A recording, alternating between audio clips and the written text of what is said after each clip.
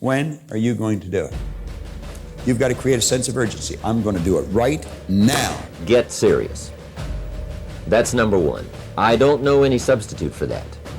You've really got to get serious. You don't have to be grim, but you must be serious. What is life? What the fuck is your life? Are you happy with it? And if so, is just the intake and outtake of breath that makes you put a smile on your face? That's something your fucking mother gave you. You haven't earned that. What have you done with your life to make it something else besides the normality of everybody else? The intake and the outtake of what you call life is nothing more than time. And unless done something with, it's forgotten about.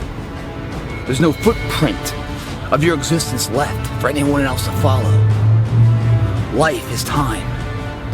And a life that's remembered, where a footprint is followed behind in footsteps of inspiration and motivation, is when time is met with opportunity and action. They collide to be a life of remembrance. The problem is, most people don't have a plan.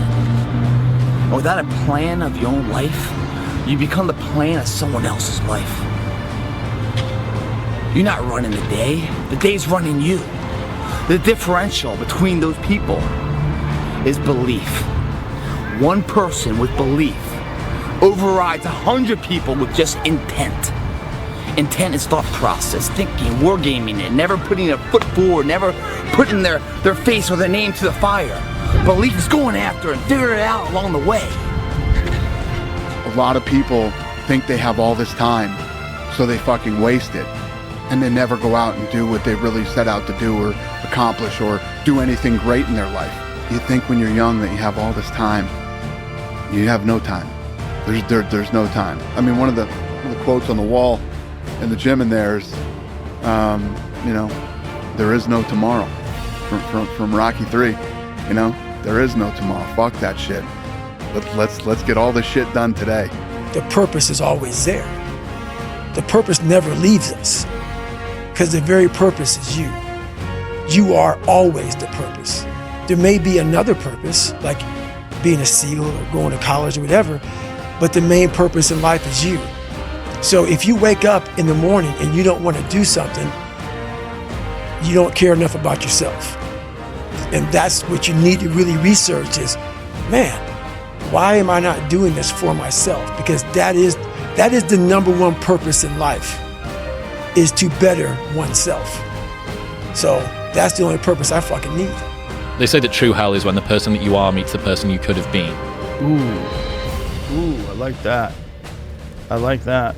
That is really what it is. It's like this understanding that you fucked up and that you've committed to this ideology, you committed to this lifestyle, these choices that you make, this rigid pattern of behavior that is ultimately not serving you, and you realize the flaw in it, that you could have been something greater. And then you see someone who has done it, who's gotten better and is healthier, and you realize like, oh no, what have I done? Nietzsche said, he who has a why can bear any how. And so partly what you do in your life is you look for a why that justifies the catastrophe, right? It's like, well, yeah, we've talked about that before. We've talked about that. I mean, there's one really interesting thing you told me is like, you have to set, because I was like, sometimes I remember telling you I'm afraid to set my goals because I don't want to have to hold myself responsible. Yeah. And you're right, like, of course. You're like, well, you have to set your goals, and also you need to look at what your life would be like if the worst things happen to you. Exactly. So then you have like something to stay away from. Yeah. You have like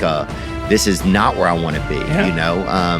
And it gives your brain those parameters, and then your brain can start to operate better than if you were just kind of being aimless. And when you play life too safe, when you're always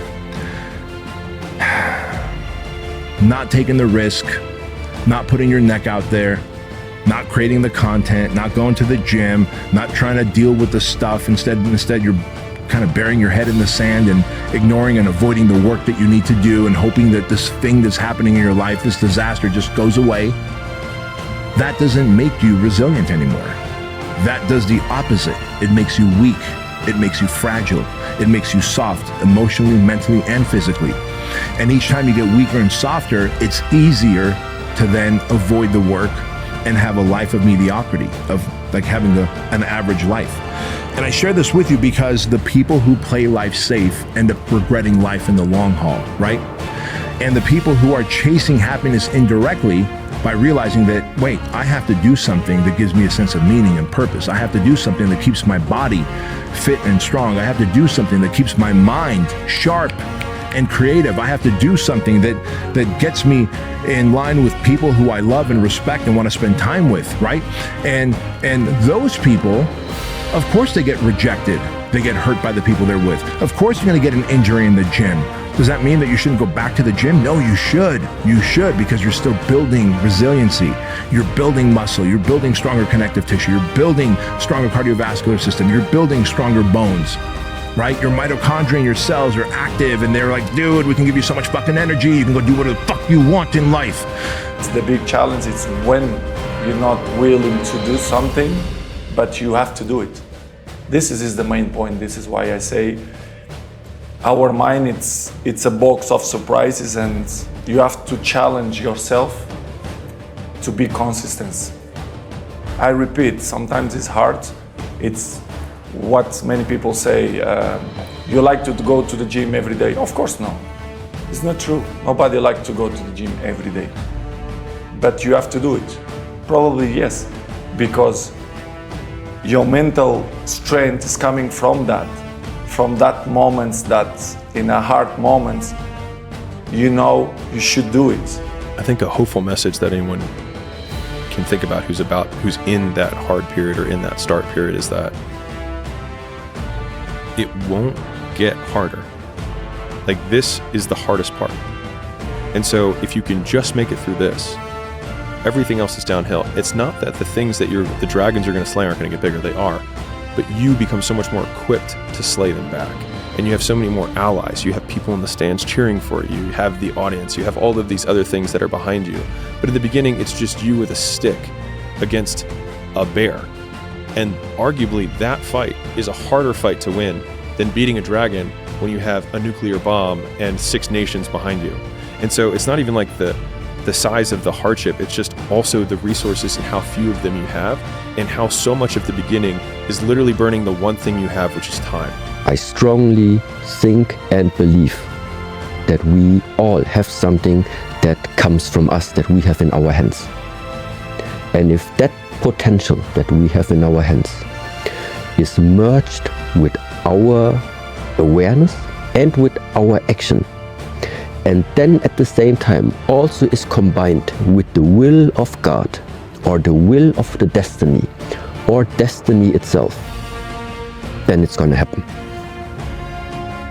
But if you put something onto the mind which is not in harmony with the will of the nature, with the will of God, with the destiny, you can try as much as you want.